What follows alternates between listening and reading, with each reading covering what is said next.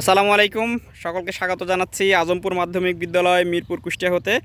আজকে নবম শ্রেণীর শিক্ষার্থীদের নিয়ে আমরা আসছি ব্যবহারিক করার জন্য। তো কৃষি শিক্ষার ব্যবহারিকে আমরা আজকে যে ব্যবহারিকটা করতে যাচ্ছি সেটি হচ্ছে পুকুরের প্রাকৃতিক খাবার পরীক্ষা। তো প্রথমেই করবো আমরা হচ্ছে সেকিডিক্স পরীক্ষা। তো সেকিডিক্সটা এই যে জিনিসটা দেখতে পাচ্ছেন এটাকে বলা হয় সেকিডিক্স। সেকিডিক্সটা একটু ডোবাও পানিতে। আচ্ছা, এই যে দেখো, সবাই কি দেখছো?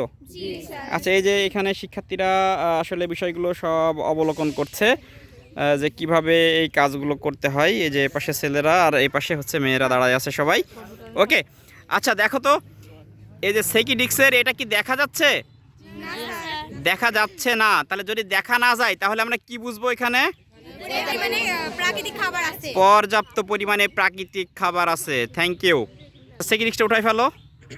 ওকে, থ্যাংক ইউ। এটা ছিল হচ্ছে সেকিডিক্স পরীক্ষা। এবারে আমরা আর একটা দেখবো, সেটা হচ্ছে হাত পরীক্ষা।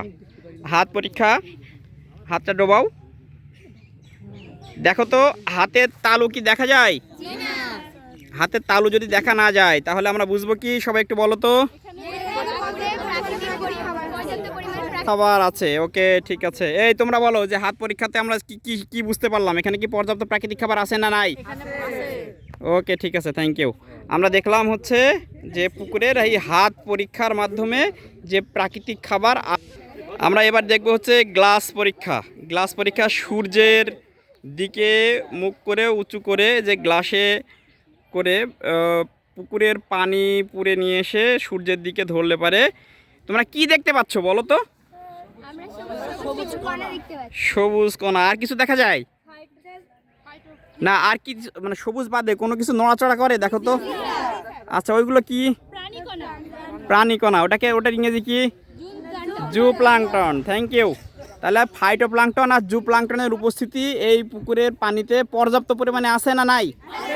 তাহলে প্রাকৃতিক খাবার আছে না নাই? আছে। তাহলে বিষয়টা কি তোমরা বুঝতে পেরেছো? তাহলে আমাদের সিদ্ধান্ত কি আসলো? প্রাকৃতিক খাবার আছে। Thank you. তো এই ছিল আজকের ব্যবহারিক। তো আপনাদের সাথে নতুন কোনো ব্যবহারিক নিয়ে আবারও দেখা হবে ইনশাল্লাহ। আসসালামু আলাইকুম।